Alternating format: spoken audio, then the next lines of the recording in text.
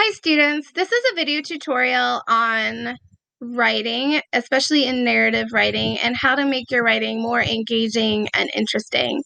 And I think some people are just naturally good writers, like they just have a way to find a voice with what they're saying, but a lot of us aren't. But that's okay. There's really specific things that we can do in our writing to improve it if we're really intentional about it. And one of those things is making sure that we're showing instead of telling in our writing. Okay. Have you ever noticed that some authors can be really descriptive and interesting in their writing, and then I sometimes feel like mine is not, right? So what are they doing to make that happen? Well, a lot of times in our writing, we end up telling our audience rather than showing. So when we're telling, we as a writer are just telling the audience what's happening. On the other hand, really good writers often are showing instead of telling.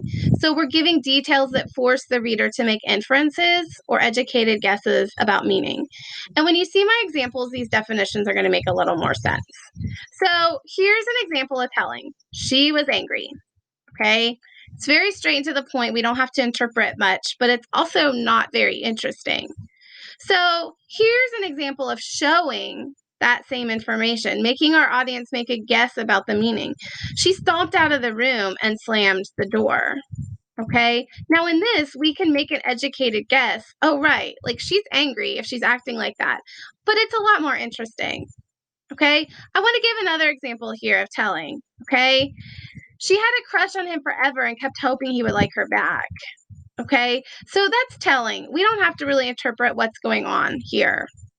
If I'm going to do that same information, but do it in a way that's showing and forcing my audience to make inferences, I might say her heart beat faster when he walked by as she looked to see if he checked her out too. Okay. This isn't actually that much longer. It's like a few words longer, but it's giving way more kind of detail about what's happening in that moment. And it's much more interesting. All right. Now, a lot of times when I give this lesson to my students, I have them go back and edit their work. And what they end up doing, and it's an improvement, is they end up telling and then showing. I still want us to avoid that. You just need to show. You do not need to tell, okay? Your audience can make those guesses. So let me give an example of telling and then showing and just say, don't do this, okay? The grilled cheese sandwich looked delicious. The cheese oozed out of the bread in melty goodness, okay?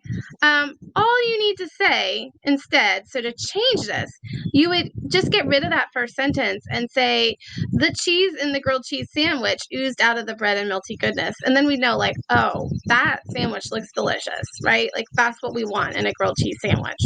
Let me give another example of like what not to do. And this kind of connects to your current writing project here. Let's see here. Okay. I love this song so much. Whenever I listen to this song in my car, I turn up the volume. Okay. You don't actually need that first sentence. You can get rid of it. Okay. Because I know that if you're turning up the volume in a song, you probably like it. But you're giving this in a way that I can make inferences. So this first sentence here is telling, the second sentence is showing. Okay. But the showing is really all that you need. Okay. Now, one way to fix this is to kind of go through your essay and write a comment to yourself anytime that you're telling, and then go back and think, all right, well, how can I show that using details instead? Okay. Another way to kind of fix this is to go through your work and look at the verbs that you're using. Okay. When you're using feeling and being verbs, so being verbs are is, are, were,